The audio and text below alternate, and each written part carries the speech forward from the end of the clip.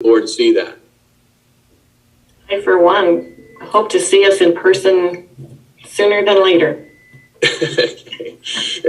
And then, fair enough. Well, John, there is an opportunity quite often for you to show up in person still too. Oh, okay. They've done a little bit of both. Okay, I understand. All right. Well, thank you, sir. And then the other question I had, there's always a learning curve. Should I have the opportunity on this board, that what are some areas that the board is trying to provide additional services to that's challenging to the Mason Transit Authority?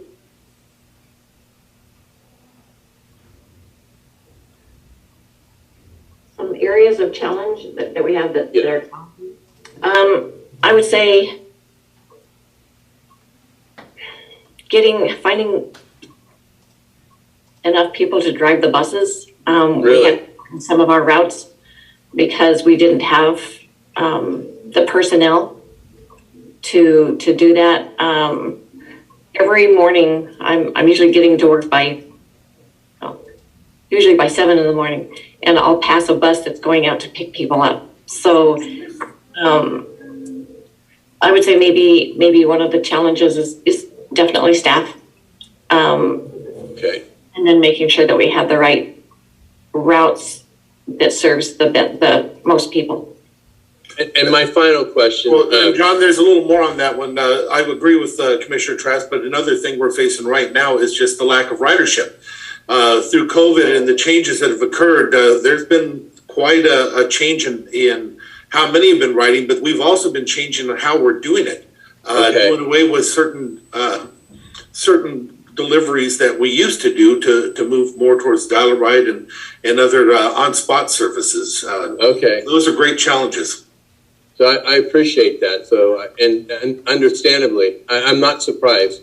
And then the last and final question is the vaccination required of drivers? It's a curious question. In order to qualify as a driver for the transit. I don't believe that it is. Okay. For Mason Transit. Okay. I'm actually glad to hear that, and thank you for that answer. Great. Okay, thanks, John.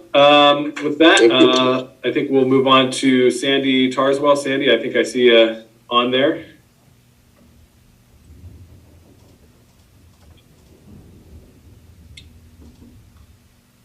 Sandy, can you hear us, and are you able to unmute?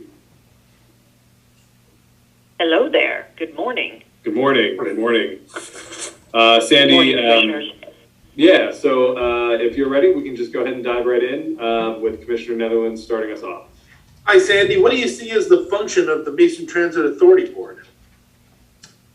The board is going to oversee the functions of the MTA to serve its existing customers and to expand and find expand to fit future needs for future customers. Great, thank you. Why do you want to sit on the board? I have been on the board for quite some time here, and first off, I want to say it's great to see so many applicants for these positions. That's marvelous to see. Also serving on a school board, we have a lot of overlap areas because we have buses. We have some of the same issues that we see with the transit. So I've learned a lot about our school board transportation, as well as Mason County transportation, and to be a good steward of public funds and taxpayer money. Great, thanks, Andy. Can you please describe your familiarity and understanding of the mission of the Mason Transit Authority? The mission of the Transit Authority, we have a vital service to provide. It's a necessity for some, and it's a convenience for others. And our mission is to serve the needs of all as efficiently as we can. Great. Looks like Commissioner Nevin dropped off for some reason. Yeah. Are you available to ask? Yeah, sorry about that. What is your opinion of public transportation?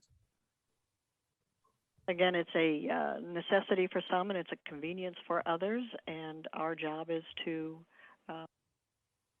provide the services that we can that meet the needs of all of the different clienteles that we have, those that need it and those that want it. Great, thanks, Sandy. The board meets once a month, typically late afternoon, as you know. And right now we're still meeting Zoom. Is that an issue for you? No, I've not had any problems with that in the past, and it doesn't look to be a problem going forward. Thank you. Great. Sandy, do you have any conflicts of interest that may arise by serving on the board? Not that I'm aware of. Nothing has risen in the past, and again, I don't anticipate any going forward. Yeah. Do you have any questions for us? Not at this time. Great. Okay. Very good, Sandy. Thank you. So Mackenzie, our clerk of the board, is getting in touch with John Campbell. He's not able to join the Zoom meeting and will be dialing in. So once she has John on the line and ready to go, we can move into that next interview, our final interview. Yeah, I was just on the phone with him also, trying to help him get through. Well, hopefully he's able to take Mackenzie's call now. No, he took Mackenzie's call. Good.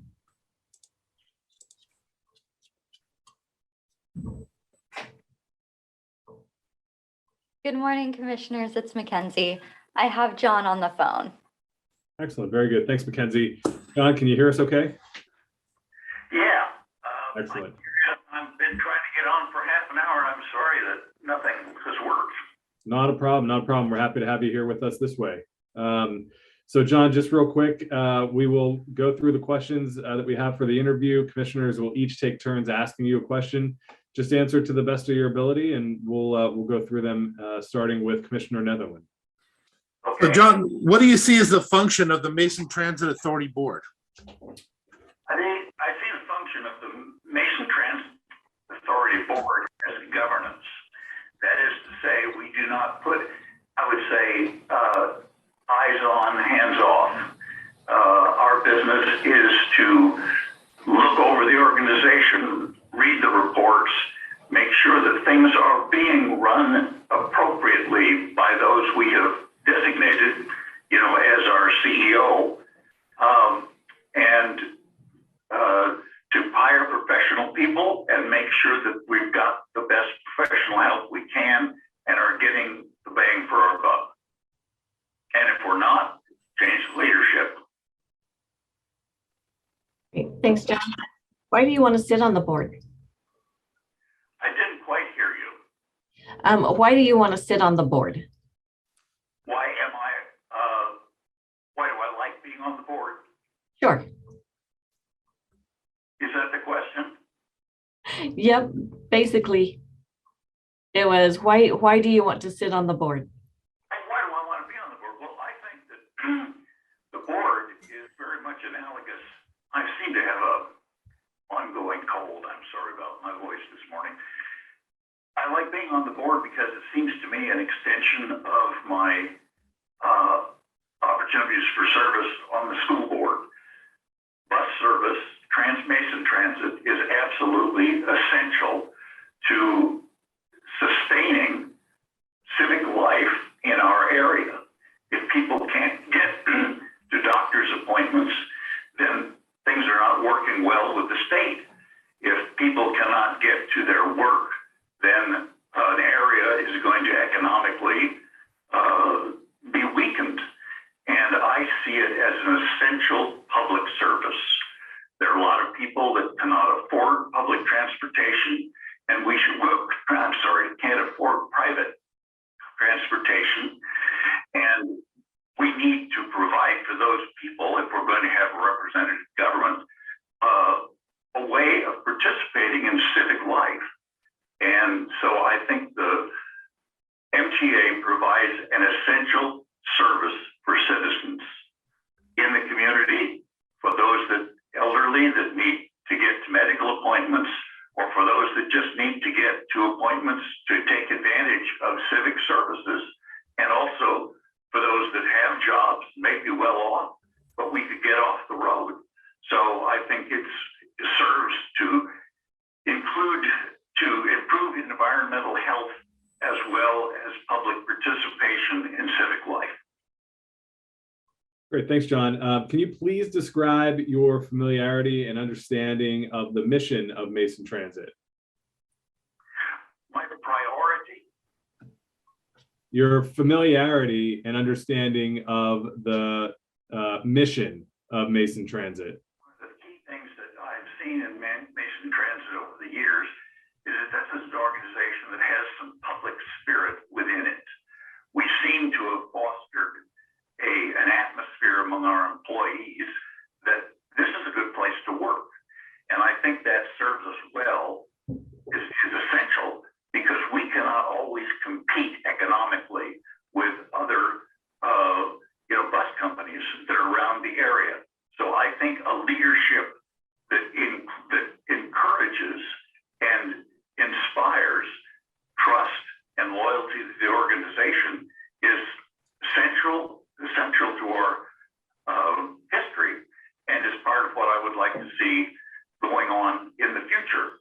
My judgment is that the organization is pretty well run as it is, and I would believe that keeping an eye out for new possibilities for innovation and making sure that our services are up to snuff would be the main business. I don't have any great new program that I would suggest. What is your opinion of public transportation?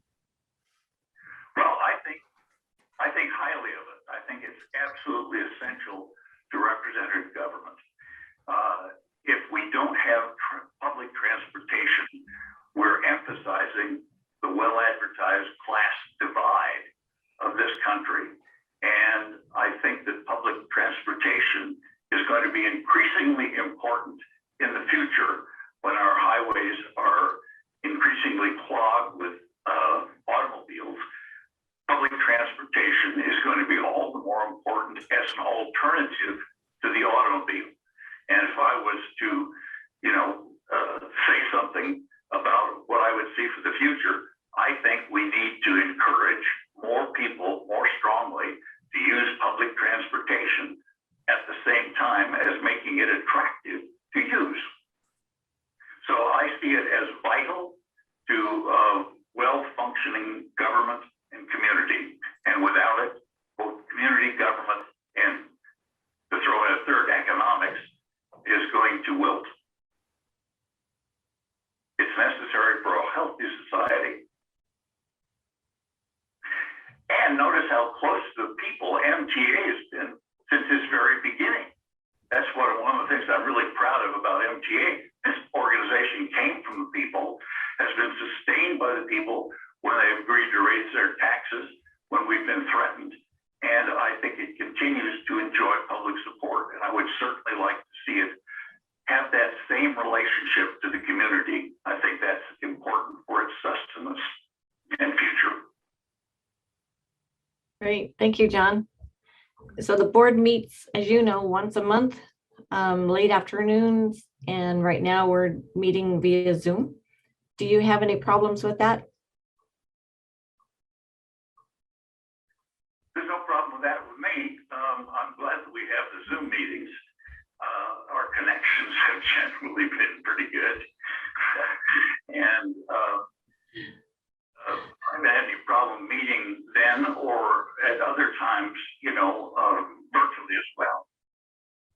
Great, thanks, John. We had, even when I had to drive from Shelton up in North Mason, I don't think I ever missed a meeting, or I did. It was only one. Must have been sick, but mostly I was always there.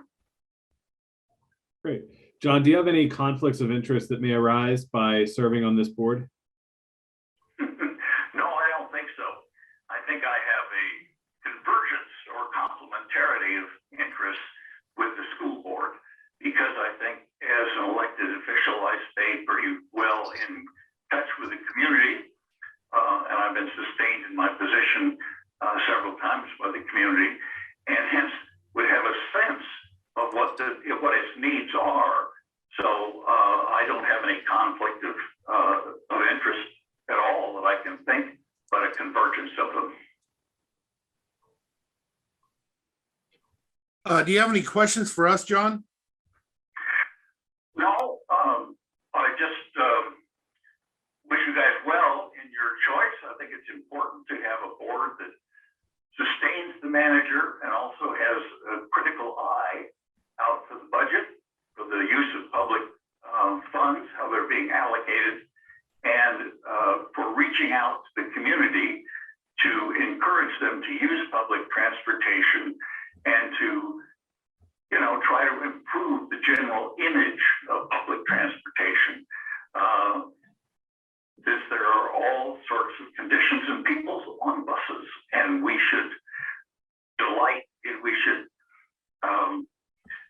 in the diversity of folks we find on buses. It's a great way, in a way, of making community transient on transit, though it is. Great. Very good. Thanks, John. Anything else for us before we wrap up? I don't see one that needs to be asked. Great. We'll definitely appreciate you joining us. Sorry about the Zoom meeting, but we appreciate you being able to dial in. Okay, commissioners, those are all of our interviews, all 7 of the interviews. Is there any discussion or deliberation now, or do you need some time to mull on it?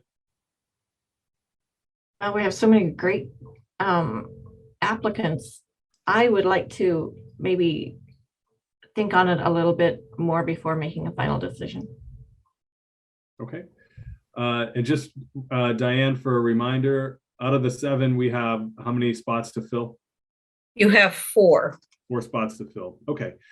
So definitely appreciate everybody taking time to get interviewed this morning. I'm okay if we revisit this next week, but just as we're thinking about it, know that there are going to be 4 spots out of those 7 applicants. Well, and we may be able to talk about it at commissioner discussion, maybe at the end, or do you want to wait till next week to have the discussion?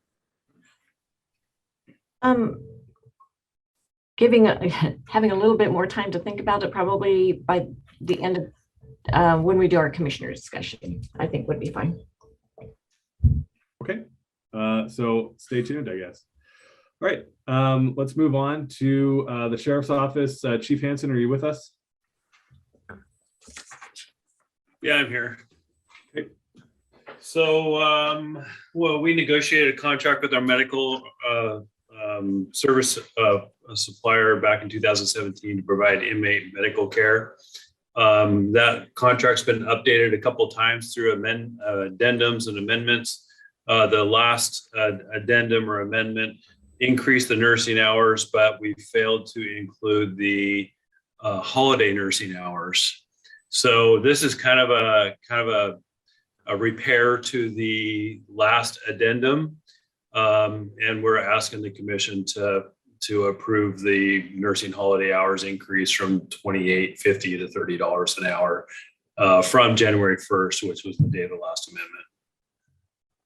There is a updated agreement or amendment coming. Tim signed it, the provider signed it, the sheriff signed it, and it should be with McKenzie for the meeting next week. Okay, Chief, just a couple of quick questions. One, you are seeking to make this retroactive to January of 2021? That's correct. Okay, and the budget impact is only $168? That's correct. Okay. For 2021. Okay. Mr. Chair, I'm in favor of moving it forward. For me. Okay, I'm good with it as well. Thanks, Chief. Thank you. Peter Jones, Indigent Events. Yes. Good morning, commissioners. Morning. Morning. This is the contract with Pastor Law Offices or Sound Defenders. They're going out. This is the same sort of people we've had performing this service for years now. They do a good job. They continue to do a good job. This doesn't represent an increase. This is just a renewal of the contract, and it's already been accounted for in our budget. Commissioners, any questions or discussion? Nope, in favor of moving it forward? Yep, just for you, Pete. Oh, thank you. Peter, all good with me as well? All right. Okay. Next up is our support services briefings. But before we dive into that, I wanted to, if the commission will indulge me for a minute, I wanted to address an item from last week that frankly I found to be appalling, and I was disgusted by the things that I saw and heard last week relative, Commissioner Nevlin, to your social media posts and your opinion piece in the newspaper. In my opinion, it was intended only to create chaos ahead of tonight's public meeting, and it was extraordinarily disappointing. The allegations of corruption that were insinuated in your post that are based on half-truths and innuendos, allegations of gifting of public funds with no basis in the law, misleading people on your own voting record on this project. It doesn't just tarnish the reputations of Commissioner Trask and me, but the most disappointing part of it was how it undermines our staff and their credibility as they were preparing for tonight's presentation. It damages our organization, frankly. Imagine, if you will, just for a moment, Commissioner Trask or I did the same thing over the past couple of years as we were making decisions on your own issues involving public records violations or any of the allegations that were brought against you regarding the gravel mining operation on Hood Canal or any of that stuff. We stayed silent. We worked with you. We worked with our staff because we wanted to put our county over our politics. We wanted to get resolution to those things. And unfortunately, that same courtesy wasn't extended to us. To be blindsided like that, I've never experienced that in my 6 years working with you, and I hope I never have to experience that again. As you know, Commissioner Trask and I both live in this community. We work here. We're on nonprofit organizations. We're both dedicated to this community, and to have our integrity called out like that, and our families as well that have to live here and work here and be a part of this community, to have our integrity called out, I'd have expected much more from you over a policy disagreement. Frankly, I know we have a lot of work in front of us. We have a meeting tonight to talk about this issue, and I know that there's going to be a lot of interest in this particular issue, as there should be.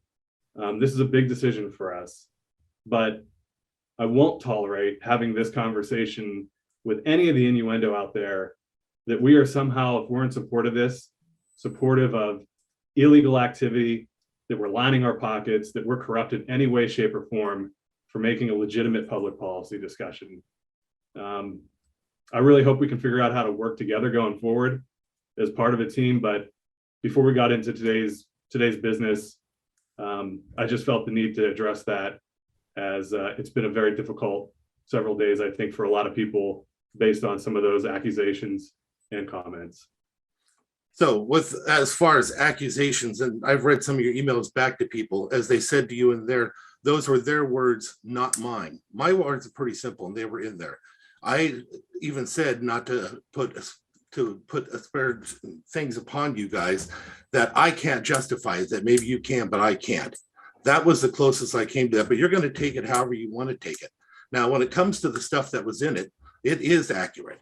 It is pretty darn clear. And I even took the stuff over to Mark Neary to make sure that the numbers and stuff were good beforehand. This is not something I've ever wanted to do, but I've tried to tell you this is extremely important to my community. Extremely important, not an accident. Everything that I said in that letter to the editor, I've said to all of you in the same meetings. This is nothing new. The only difference is now the public is aware of what was going on and what my opinion is. Now, you may not like my opinion, but it's been my opinion from the beginning. We have not been universal on this from the beginning. We have one vote where we did agree, but that was because there was things that you guys had offered up that never came to be, but that's okay too. Again, I don't even hold that part against you, but as soon as we found out that these things were wrong and they were broken, things should have stopped then. Over and over again, there were points where these things should have stopped, but we'll discuss that later on tonight. But as for accusations of you guys for corruption, that never came out of me. Now, if you want to take that as an insinuation out of those words, that's your choice, but that's definitely not what I said. And how people respond to that and how people think about this action is up to them. And, you know, again, I wish we'd never had this. This should never have come about this way. That community of mine is extremely important. And I talk to them every single day. This issue was important and they needed to know that it was coming about. So I'll leave it with that, but my own words in there are no words in there that said that you guys were corrupt. And you can say that loud and clear right now, that you don't believe that our votes and our planning on this over 5 years is rooted in any way in corruption. I agree with you. Matter of fact, I have told everybody that has asked me about it that I don't think it's a corruption. I think you guys are true believers. What I mean by that is development is good. And that's what I tell people. I've been telling people that for years. I disagree with your guys' perception that I do think development is good, but there's limitations on what you do, and not all development is good or how it's paid for. But again, you are correct. I have never said that you were corrupt. And, you know, I hope I never would. My answers or my statement was exactly what it said. You guys can find a way to justify it, but I can't. And with that being said, I needed my community to know I can't justify it, and I'm not going to. Now, if you're going to justify it, you can justify it to them. But I don't think it's rooted in corruption. I think it's rooted in you think that this is a good thing, that development is the answer. But development, in my opinion, on the back of other people is not the answer. Development paying for development is the answer. And I'm entitled to that opinion strongly. I'm just going to jump in real quick and just say that I am disappointed, and I feel for staff. You addressed things that we didn't have all the answers to. I wish that you had waited for staff to finish their reports, to finish their research, to get things aligned for the hearing tonight. That's why, gosh, I asked for it to be extended. And because we wanted answers to these questions. We had a lot of questions from the community that they were working on, but you jumped in and overstepped or threw staff under the bus. I feel like you threw me under the bus. I wasn't sure how I was going to vote, but you sure made it sound like I did, or that you knew how I was going to vote. I'm disappointed. I'm hurt. I have never, ever done something for me over anyone else. And so the assumption was there, whether you came right out and said it or not, the assumption was there. So as for the thing with staff, and again, commissioners, this thing should have been stopped over and over again. Every hearing, we should have the information brought to us before a hearing. We don't put it together and then drop it on the commission, the staff at the hearing. Every time we ran into this and we found out that there was the $87 added in there, I had never heard of that. And I'm sure you guys didn't even see that until it happened. But when we found that out, we should have stopped. Then we found out that it wasn't just verbiage that could happen. It was actually in the contract that was signed 2 years ago. We should have stopped. When we went through and the staff told us that we can't even give you the answers to your questions, that we have to continue, we should have stopped. Over and over again, we should have stopped, but there was a push to make this thing go all the way through to the end. And we have a decision point without even having the information in our hands barely first. I got some of this stuff on Thursday and there's still questions that aren't even answered. That stuff has to be done beforehand. And as for my opinion of where somebody sits on it, that's based on all the past conversations we've had in the past meetings. Look at the meeting where we made the decision on the funding. It's pretty simple and pretty clear where everybody was standing, because they said where they were standing, including me, over and over again, that I did not like this and I felt that it was inappropriate. So again, I've based my comments of what I thought based on what I've heard in the past and what we've done in the past. I'm hoping, you're the one I was hoping that was going to change it, because we've had different conversations where Commissioner Schutte said he's for it, and I'm against it. You were the one that was in the middle that hadn't yet, and you still can make the decision, but tonight we will make that decision or we won't. But again, there was the actual words I use, you have to go off of what I said, not what you assume or put to it. And when people put their assertions to it, that's up to them also. All I can say is I'm very disappointed. And I've been disappointed through this whole thing. So that works for all of us. Well, we'll have a meeting tonight and we're going to hear a presentation from staff. And I think there is information in there that is pertinent to the $87. Yes. And they didn't have that information before you released your Facebook post. Yep. And that's exactly what I'm talking about. Okay. It's that kind of stuff that I'm talking about. And you knew they were tracking this information down and you still did that. And that's fine. That's your choice. That's your prerogative. You were voted in just like I was. But I would hope that we would be able to go into tonight's meeting, giving them the best chance they could to provide us with accurate information, just like you want, just like Commissioner Trask wants, just like I want, and just like our constituents deserve. But now they're going to be having to put that up against your Facebook post and your op-ed. Okay. And so I hope we go in tonight with an open mind. We'll look at the facts. And if we don't have all the facts, I trust our staff. Okay. And if they say, hey, we need more time, we'll give them more time. This project is too important. Our legislators worked too hard for this. We all have worked too hard to figure out the issues in Belfair.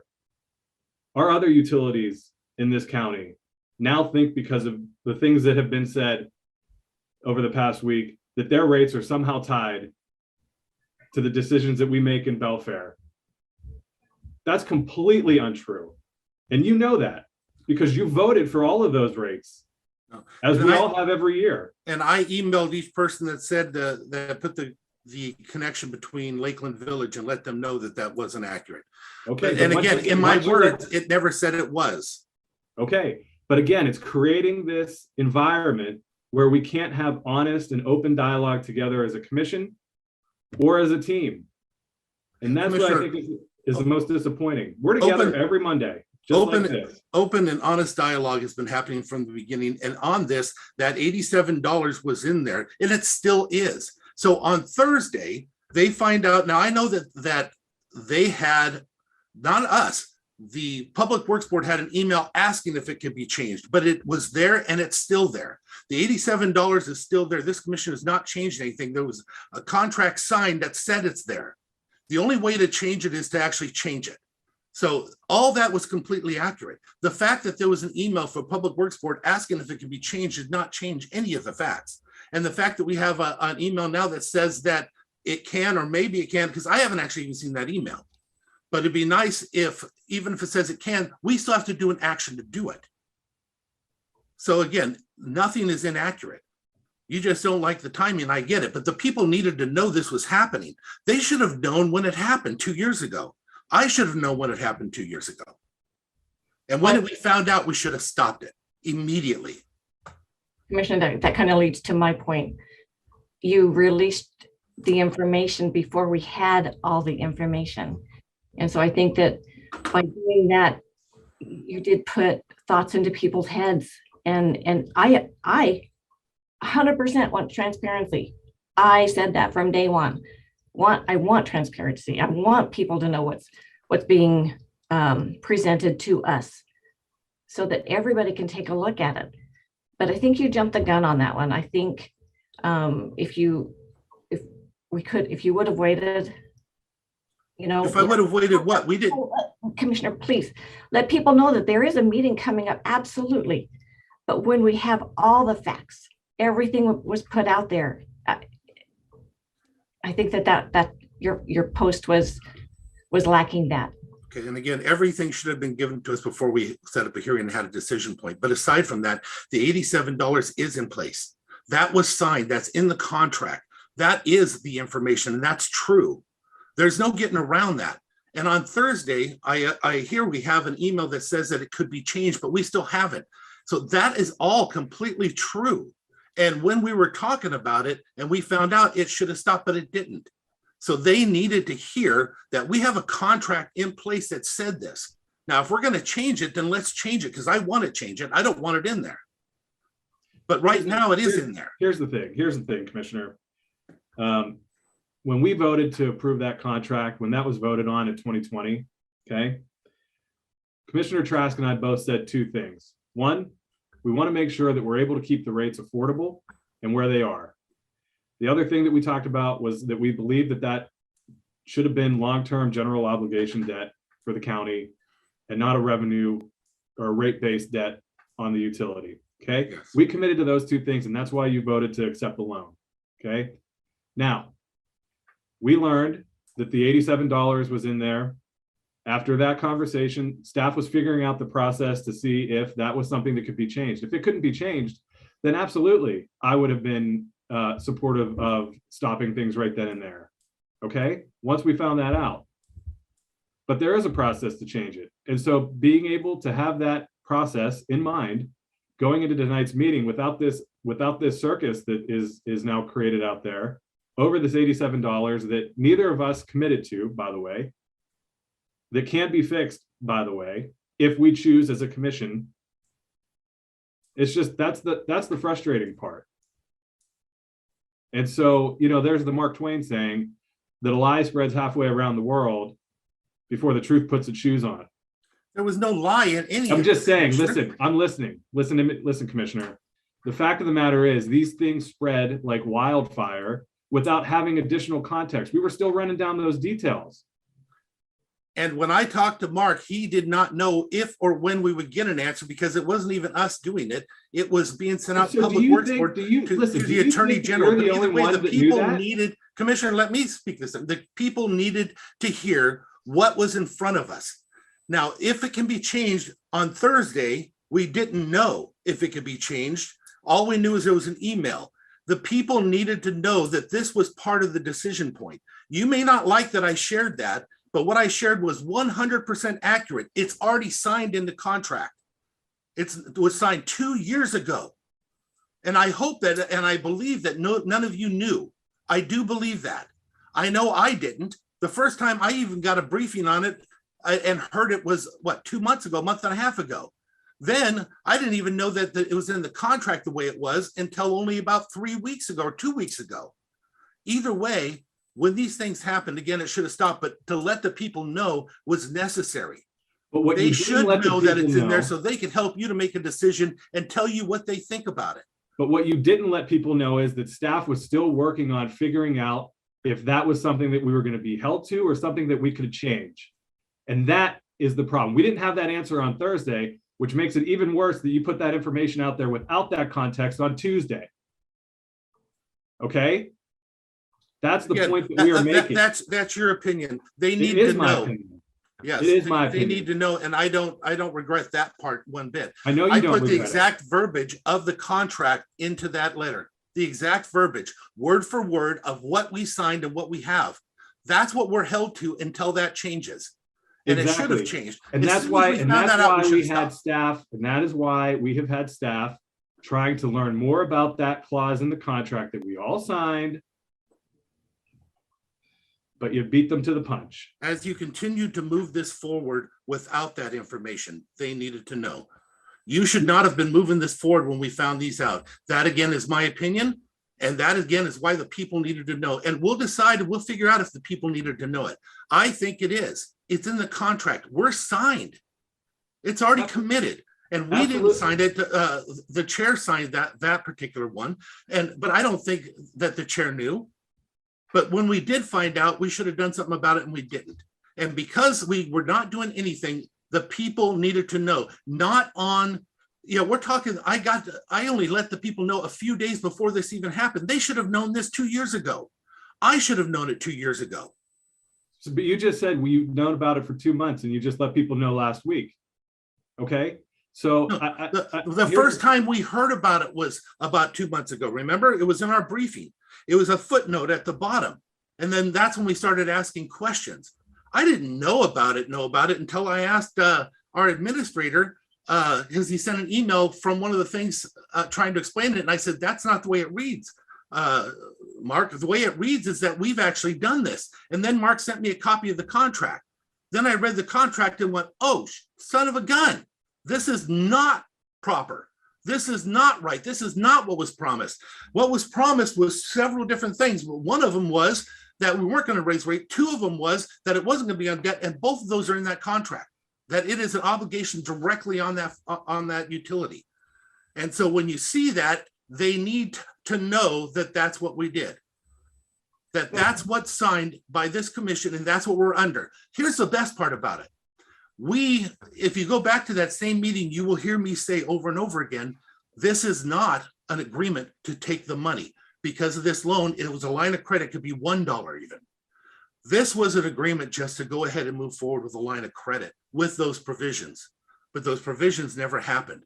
But another decision point is deciding on that line of credit, how much money you're going to borrow, if you're going to borrow. Another decision point is when going out to bid to expend that money and to actually bring in and make this thing happen. All those were decision points that I still had never agreed to and never would have, and not going to. No more debt on this system. Don't be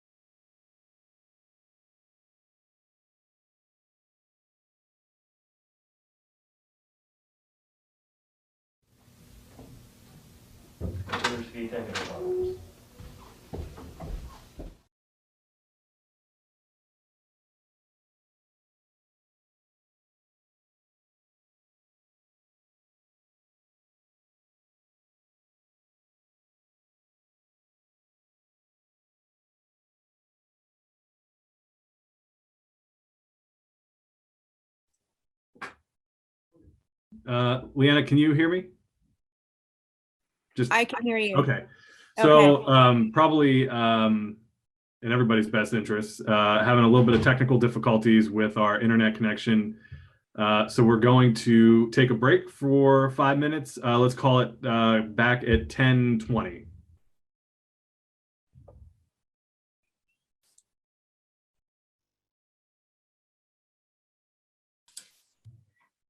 Diane, can you hear me?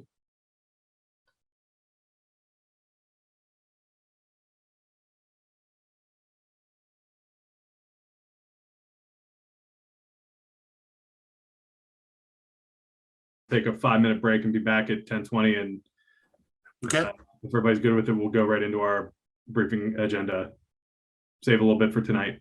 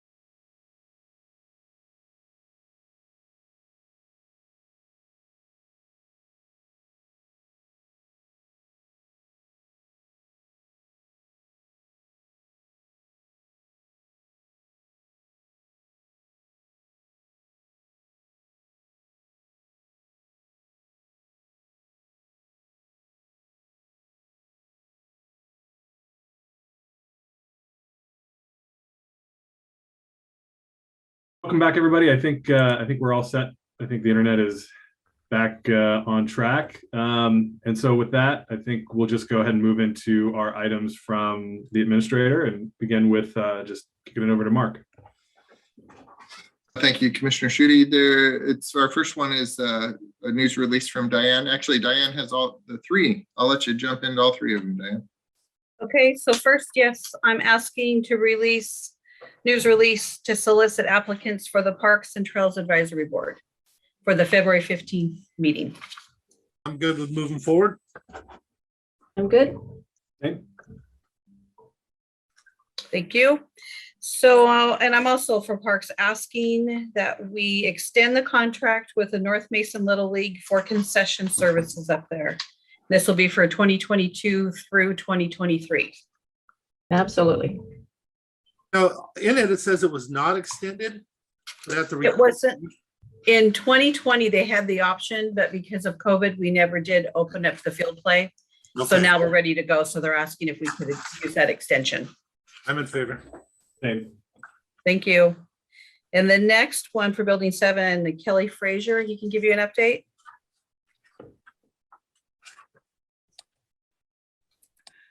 So Building 7, this is just an update. We've started the process in Building 7. We've moved out and shredded about 700 boxes. We've reorganized the other boxes upstairs and put them onto one side and have made room for about 3 different offices up there. I've got a permit at the city, expect to get that permit back this week and start building some offices. The initial cost was, Frank was here, they threw a $75,000 at it. Right now, I foresee us going well under 50,000. Say that one more time. Under 50. Oh, under 50. I thought you said 150. No, under 50. Under for a second there. It's always good when things come back going that direction. Yeah.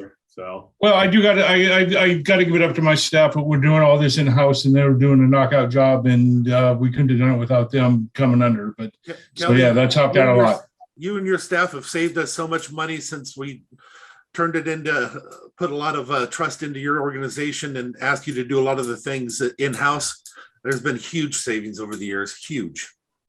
And really good craftsmanship too. I mean, they do fantastic work and yeah, definitely appreciate it. Tim, did you want to make a couple of comments? Yeah, if I could. First of all, I want to thank the commission, Mark and Frank, and especially Kelly and his crew. We needed the space. You know, it's cramped over here, and the craftsmanship, like you talk about, is just fantastic. The way they're doing it and how fast they're doing it makes all of us other government workers look a bit like we're doing a poor job. They're just doing a fantastic job. So I can't say enough. It's going to be a fantastic space. Mike and I are going to move up there when we're ready to go. And I just wanted to give Kelly and his crew kudos for working hard. And I wanted to thank the commission and Mark and Frank for allowing all that to happen. So thank you all. Thanks, Tim. Another reason that Mason County rocks. That's right. Thank you all. Great. Diane, I think we might have skipped the Timberland Regional Library. Can we go back to that one real quick? I didn't see that on my list. Sorry. I have it up. Okay, it's what concurrence with Thurston County, I would imagine.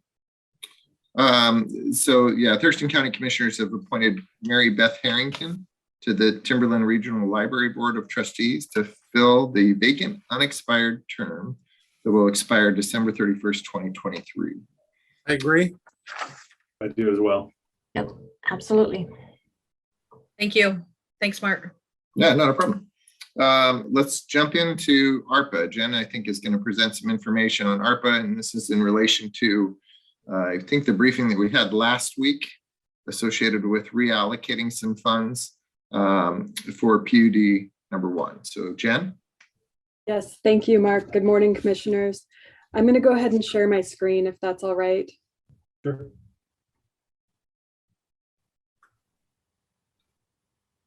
Okay, so can everybody see the ARPA briefing support? Yep. Okay, perfect. So we'll start at the top. these are the items that have been approved over in column J, the board approved column, the requests in column I, and the things in green are have been verbally approved, but are going on the next action agenda for approval by the board. So the things that are outstanding, do we want to go over those, or the things that we have already approved? Does anybody have a preference? Can we do the things that are outstanding? Yes. So the things outstanding, we have the Belfair Water customer arrearages of $26,271. We have the Mason County Utilities arrearages, $154,000. And I don't know how up to date this list is, if if these approvals are still, I mean, if the requests are still accurate, or if they've changed since they were put onto this list. So please keep that in mind. Well, it would make sense that if we want to go anywhere and move on any action on any of it, that we haven't updated. Yeah, it's just, yeah, we need a better process, I guess, for doing that. And so anyway, we'll get there. The Housing Authority rent arrearages, $123,545. Child care support is at $0. I'm not sure where that's at, if that's still a request or not. The signing bonus for corrections deputies, $74,266. I believe that was approved through the funds for law enforcement, the one-time law enforcement revenue that we received last year. So I'm not sure if that is still up to date or not. The public records software, $22,700. Public health message board, $20,000. Design for second floor prosecuting attorney's office and MCSO, $100,000. DCD records archival image, $500,000. And then we have prosecutor's office second floor expansion, again, $700,000. So I'm not sure why that's on here twice. Again, a lot of this was requests that Frank had put together. So I need to get with Mark, and we need to figure out, where these requests are at. So again, please keep that in mind. The MCSO second floor expansion, $800,000, and then ballot sorter machine for a new building that we don't have yet, 1.2 million. And going down into the water, sewer, and broadband infrastructure, EDC water line from 101 to the prison, $1 million. Belfair water backup generators, $197,000. EDC sewer line extension from high school to basin, $2.5 million. EDC Wallace Nealon substation, $3.2 million. PUD 3 rural broadband Cloqualam community, $500,000. Shelton Gateway, $250,000. Shelton Springs Wallace Nealon roundabout, there's no cost in there. And then Mason County Courts Building 10, $750,000. And there's temporary county staff to address COVID, $250,000, and then $92,000 of that has been approved. So Jen, if I could just add to this is a working document this is kind of where we keep track of all the requests, right? So if anybody ever requested any use of ARPA, I think it was thrown on this list. It is more of a tracking list for us to kind of make sure that we don't forget about a request that was out there, and we want to provide the board with kind of a universal perspective of this is what was requested. We're also keeping track of the things that were officially approved. And then there's some other information that may be presented on here that is, I would just hate to focus on some of those other columns that may not be up to date. So really it's to identify the project and the amount requested is what we're trying to use this for. One question, Mr. Charity, can I? Sure. I see on here that we have the EDC as entities asking for projects. They're not building anything. What shouldn't those be under the entities that are requesting the sewer line extension, for example, or the Wallace Nealon substation? Why would it be under the EDC? Commissioner, that's one of the columns that I was just looking at and thinking about. I believe that it was so if the EDC recommended that there was a high need for these projects, it was kind of just a recommendation to the board. So the EDC was very involved apparently in how ARPA funds were distributed. And so they really got into some of those details. And I think that was just a internal column that was utilized by staff to kind of keep track of information that they had received back from other entities or individual discussions with commissioners. I think jump in real quick and just, sure. I think they were asked, according to what, the SEDS list and things like that, which projects they would put at the top of their priority list, and those were some of them. Yeah, that's what I recall as well. And, and I think Mark and Jen, this might be, aside from the reallocation of funds that there was consensus on last week, this might be an opportunity for us at the staff level to go through this list and kind of, work out some of those issues and kind of tighten it up a little bit in a format that is a little bit more up to date, so that we can use that to make some decisions. I see we still have a little bit of a balance remaining from the first round, and then we could also just start looking at when and how that next round would come in and go through this whole thing all over again. But I just think there's an opportunity to clean this up and reformat it so that it's up to date and, that it's our analysis. Just a thought. Absolutely. And I would love to see something that also breaks it down by districts so we could make sure the money goes equally throughout the county when possible. Not as the absolute rule, but at least noticing where it's going. Okay, so is that something that all three commissioners would like to see, it broken down by district? I don't think that's a problem. I just think there are certain projects on here that are countywide. And so just being able to note that, if you look at the body cameras, that's a countywide. Yeah, absolutely. And that's a big chunk of money. So if, as long as we're keeping track of everything, then I don't think it should be an issue. Commissioner Trask? Yeah, no, I would agree.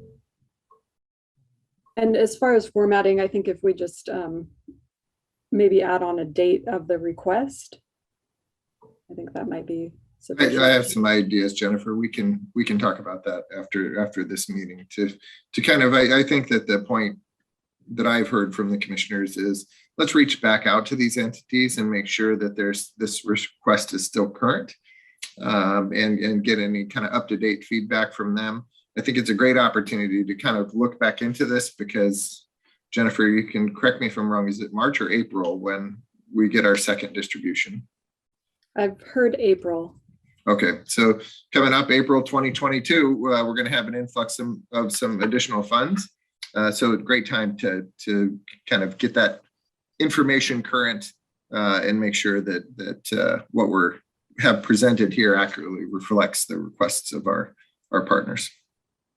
One way that would help would be to take the ones that are from the county, even though it may be in different areas. I don't know if you want to count that as spreading it out through districts. The county is the county because still got one pot. So if it's going to be something to Qualum on the county's dime, it's still the county's overall, just like the concept of the cameras. That just seems like that's a county-wide issue. Yeah, I think we can come up with some good ways to represent that. And our Commissioner Netherland, were you asking to say like internal versus external? So internal would, in my mind, would be county offices and departments. That's what I think. Okay. Yes, that's what I think, because it's all going to come out of the same pot, right? Correct. And as Jennifer updated the board last week, we have some new guidance that came down from the feds. So the final rule was finally adopted, which really opened up opportunities for you all in the sense that the column that, or the category that used to be revenue loss, we were limited to just under 2 million. Then when the final rule came out, that amount actually was increased to 10 million. So that's almost all of the total amount that we're receiving. So it really opens up some opportunities where we had limitations before. Okay, commissioners, anything else for staff on this item? Okay, thank you. Okay, great. So moving on to the next item, we had a citizen inquiry to purchase parcel number 32007-13-00050. It's off of Johns Prairie Road. It's county owned property that does not have an actual address. It does have a legal description. I will save you from reading that. From me reading that. But this little piece of property is a triangle, and it's in between two properties that are owned by Cayman Industries. And Mark Cayman has inquired about purchasing it because it's a very awkward piece that I ran it by the Public Works, the land surveyor at Public Works, Michael McIrvin, and then I ran it also by the planning department, Kel Rowan and Michael McSims, and they didn't see any problem with us selling it or any need to keep it for county right of way. Kel had said that this property is not much benefit to the county, but would be a benefit to the property owner. I have an inquiry into, or a call into Richard Beckman for a fair market value on the property. And it was assessed at $3,690 in 2022. And it was purchased back in 1990, I believe, for $1,742. So I just wanted to bring it to the commission and see if there was any interest in surplusing this property to go through the purchasing process. Commissioners? I'm open to the idea of it, but at the same time, before we make a decision, we really should, if we learned anything over the years, we have to have a true aerial picture of it, where it is and how it's set up when you're looking at that to even determine a value.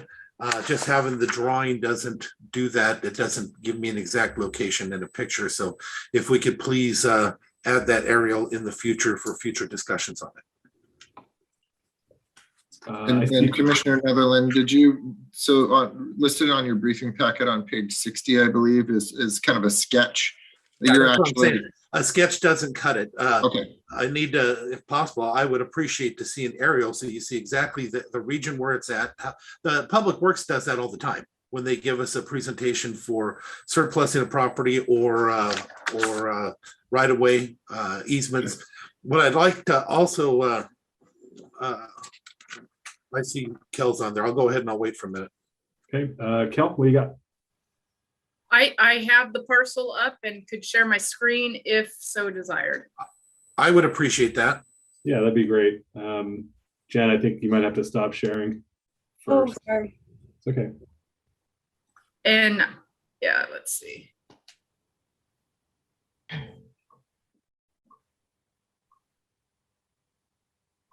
Now, do you see that? What are those structures on it? Good question. I don't know that, but this is owned by Cayman. This is also Cayman Properties, and then this is the county. It's a 0.20 acre parcel. And what's across the street? This is Continental Floral. I think, was that previously Hiawatha? Yeah. Okay. Continental Floral. originally this parcel was part of this. Michael McSims did the history on how it came to be this little triangle and why it came into our possession, but I'm not sure what those little structures are.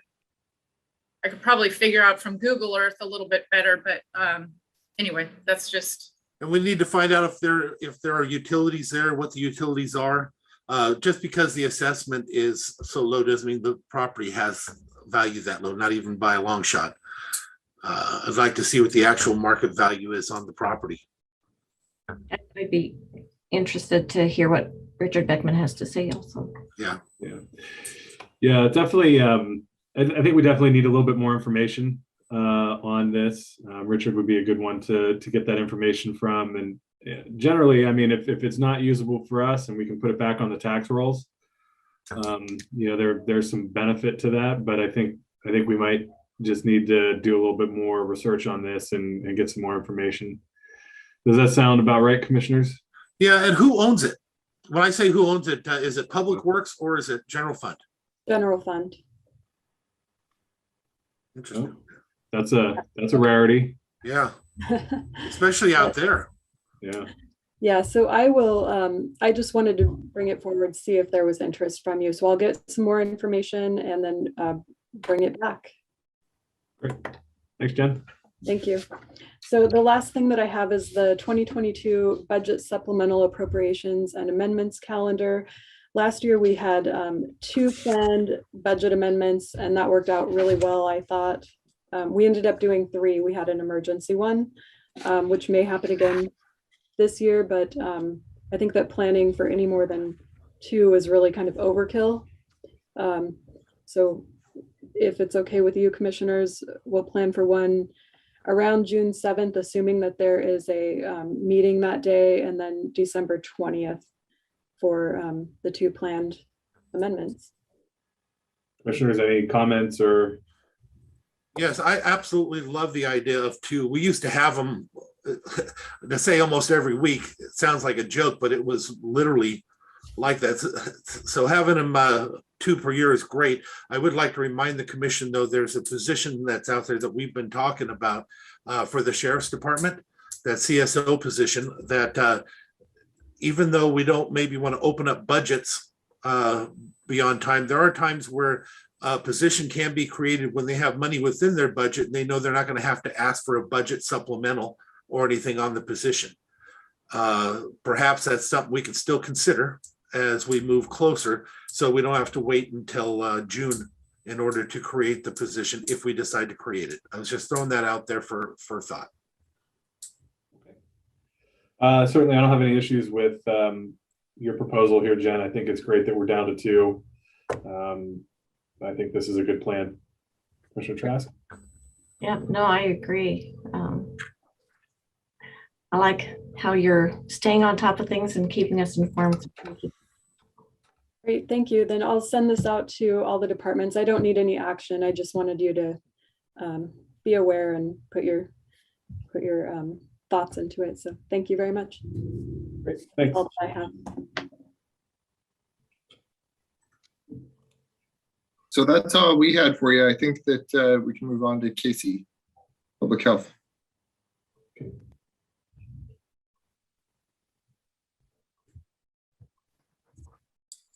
Casey, I see you there. Are you ready to jump in or do you want the director? Okay, I'm unmuted now. There you go. Okay, I'm presenting at the CON amendment, Consolidated Contracts Amendment, and this is, we just had a brand new boilerplate contract that had no money with it.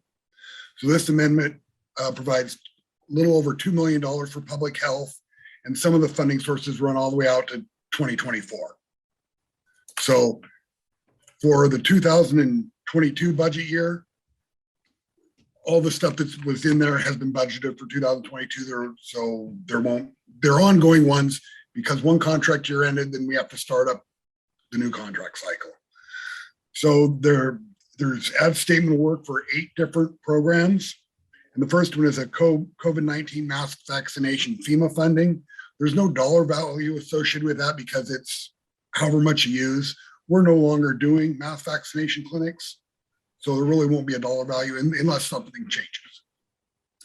Foundational public health, this is $1.5 million, and it's funding through 2023. The maternal child health block grant is just funding through September, but it's the same rate we get prorated a year for maternal child health. Office of Drinking Water, Group A, provides $23,000 for Group A sanitary surveys that our on-site staff provides. Office of Drinking Water, Group B, it's $6,469 for Group B work. Now, on the briefing summary, the Office of Immunization COVID-19 vaccine, the summary says $65,000, and that was $65,000 for 2022, but it's actually $354,803 that runs through 2024. On-site sewage system local management plan, that is $75,000 through 2023. Then recreational shellfish is $5,250 for 2020 through 2023. Are there any questions? Commissioners, any questions for Casey? None. No, Yeah, great. I would like to move this to action agenda for the.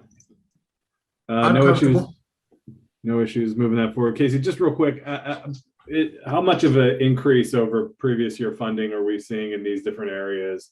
I know overall there's an increase in what's the legislature is providing, but in these specific programs, where are we seeing maybe some of the most benefit? The only increased funding is in the COVID. Okay. Okay, perfect. Okay, good to move it forward. Yep. Thank you. Okay, the next item we have is Alex. Yeah, good morning, commissioners. Morning. So we have our plating standards in front of you this morning. Board of Health reviewed this last week, as you recall, and they've approved the proposed draft pending a public hearing through Board of County Commissions. So we're looking to set that public hearing date, and that's March 15th, which is a little ways out, but timing wise with your guys' meeting schedule and the 2 weeks notice that we like to do in the paper, that's what we ended up with. So we're looking for approval to put this on next week's action agenda to set the public hearing. Commissioners? Is it, so it would be actually the 15th, right? Correct, yeah. Okay. March 15th. Yeah. Yeah, I don't think we have a meeting next week. Am I? You're correct. The next commission meeting after tomorrow is February 15th. So Alex, it would go on the February 15th to set it, to hold the Oh, that's hearing right. on the 15th. Yes, got it. I'm good. Commissioner Netherland? Yep. Okay. Though I'm not a huge fan of having hearings on the Ides of March, I think I'm good to move it forward as well. Okay, Thank you. that's all I have, unless there's any questions. Okay. Any questions for Dave? Okay. All right. I actually have a quick question for the commissioners. So Alex has really kind of laid out some proposed changes here. One of the things that would be nice for us is if you have specific questions that you'd like to have answered, if you can kind of let us know what some of those questions might be beforehand, then Dave and his team can actually make sure that we bring all of the information forward to answer those questions. So we appreciate a quick overview of that and questions forwarded to Dave so that we can be prepared. Great. I think that's a great idea. Makes sense to me. Okay. All right. Moving on. Public Works. Loretta is there. Are you there? There she is. Good morning. Good morning. Morning. Multitasking. Start video. There we go. Okay. Morning, commissioners. Morning.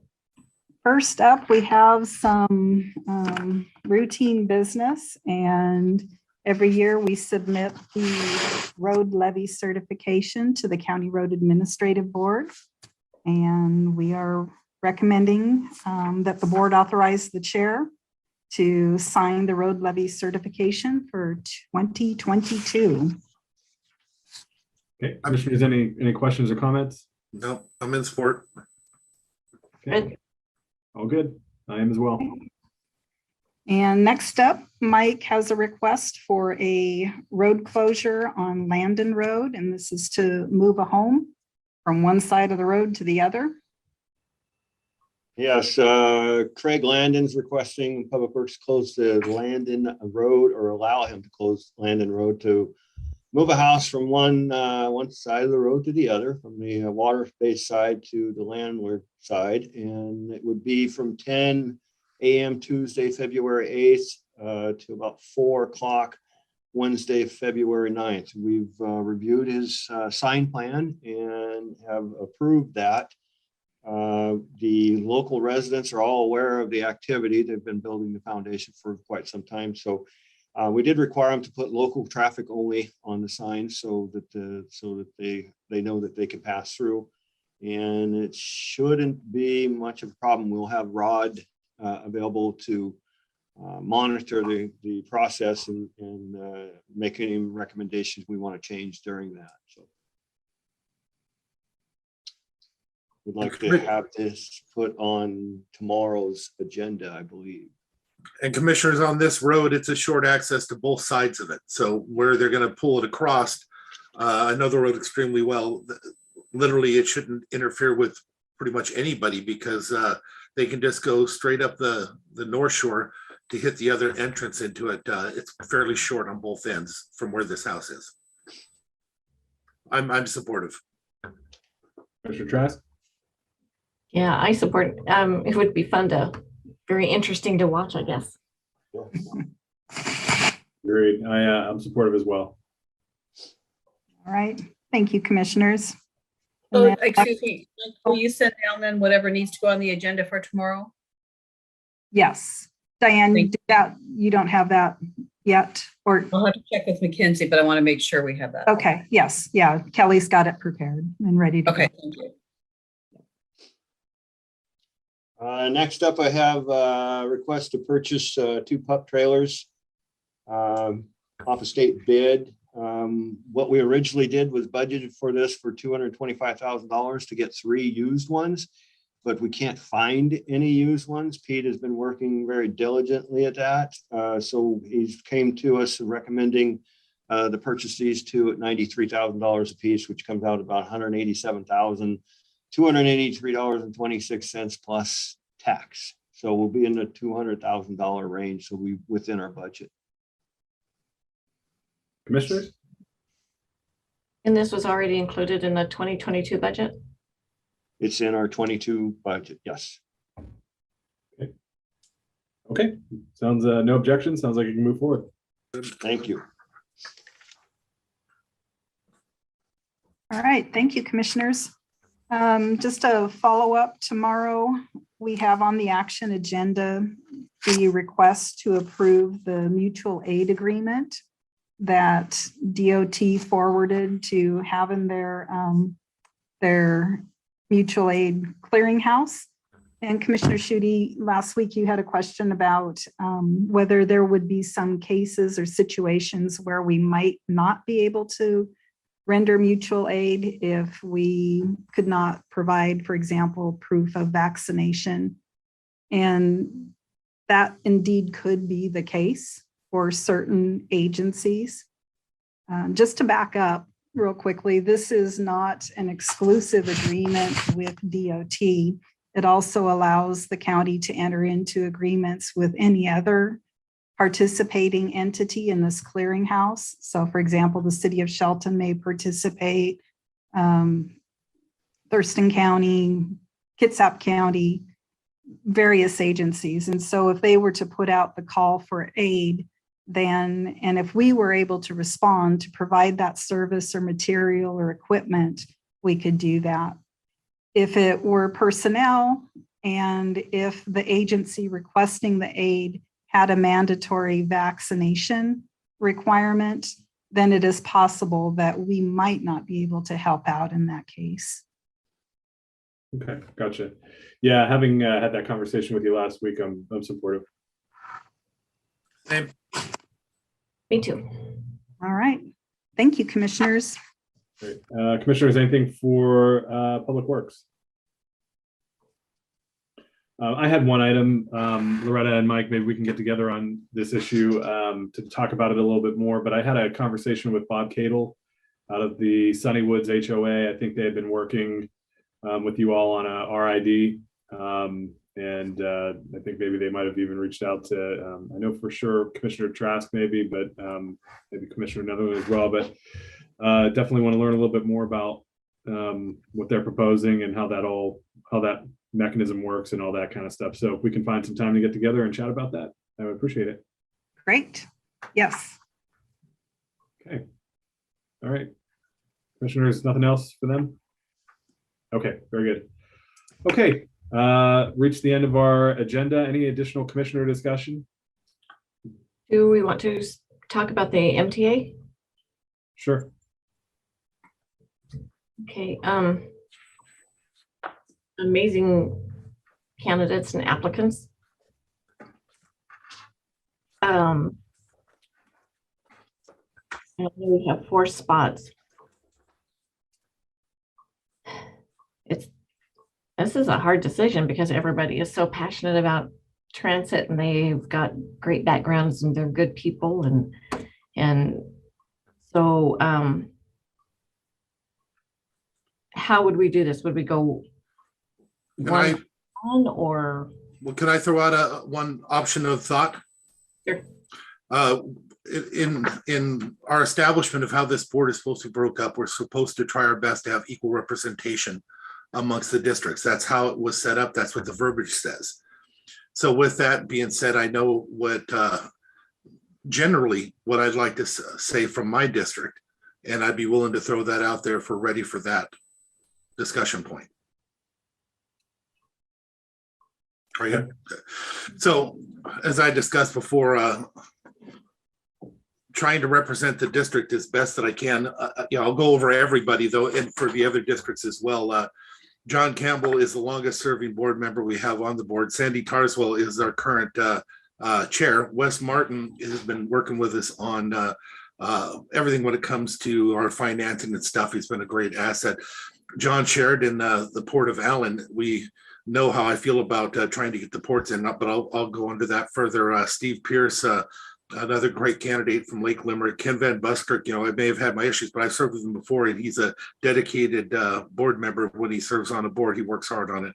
And Leona Krotzer, again, North Mason School Board, and I believe she's the chair this year of North Mason School District.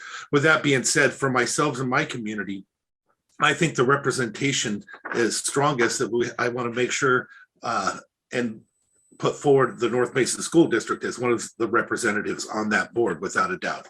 I think they represent like 20,000, I think, in my area. I also know that when it comes to the Port of Allen, they represent 11 or 12,000 people, but even more than that, that's part of their purview is actually to the moving of goods and people. And I've been waiting for years to see that happen when it comes to our transit. So, for John Campbell himself, as I said, he's the longest serving board member that we have on there. I'd hate to lose that type of knowledge and that history, because when you don't have that history, we're bound to make the same mistakes over and over again. Then John Sheridan for the Port of Allen, so we can represent the most. But that does not mean that, because we don't have all the areas covered here. You might want to pick some of the others like Leanna Krotzer, Ken Van Buskirk, Steve Pierce, Wes Martin, Sandy. But for myself and my community, I just want to make sure the North Mason School District is represented, and the Port of Allen would be my recommendation. So I'll throw out my, I guess, slate. So I would want to keep all 3 incumbents. I think we're going through a period of transition on the MTA, and I think having some stability on the board is important. And then I would also be supportive of John Sheridan. Yeah, it was good. That's pretty much my thought process as well. You can look at my little sheet with all the little asterisks. But I do think it's important to keep the incumbents, especially Sandy, and Sandy's chair this year and John is vice. So there's some self-preservation in reappointing Sandy Tarswell, because I don't know that any of us want to find ourselves as chair. So And they're done that. All three of us have, actually. Right. Yeah, I would support John Campbell, Sandy Tarswell, Wes Martin, and John Sheridan. Okay, then we are in agreement. I do want to point out and say thank you, though, to those that did apply that were not selected. There wasn't one of them that wasn't a good candidate. And Leanna, being the chair of the North Basin School District, I was impressed that she would consider even taking the time to apply for it and doing both jobs. Thank you very much for applying. And the same would go to Ken Van Buskirk as well. As I said, I've served with him on many different boards. He works real hard. And hopefully we will make sure we'll find a way to keep that Fire District 5 area and that Lake Limerick supported. I'd love to talk with you later on how we can do that. And we also have a citizen advisory that I'd like to connect you with as well. Okay, great. Yeah, I just echo that. I appreciate everybody that stepped up and was interested in serving on the transit board. It's an important one, and look forward to working with the folks that we're planning to appoint. So commissioners, are you good with me placing this on tomorrow's agenda? I am with that. Yep. I think we have to because of our chair. Right, yeah, because the next meeting would be the 15th, which is your third Tuesday, and that's MTA meeting day, I think. Yep. Okay, so it's John Sheridan, Sandy Tarswell, Wes Martin, and John Campbell. Yep. Okay, thank you. Thank you. Okay, any other discussion? Thanks, Leanna. Okay, with that, I would entertain a motion to adjourn. Mr. Chair, I move we adjourn. I'll second. Moved and seconded, we adjourn. If there's no objection, we stand adjourned. Thanks, everybody. Thank you.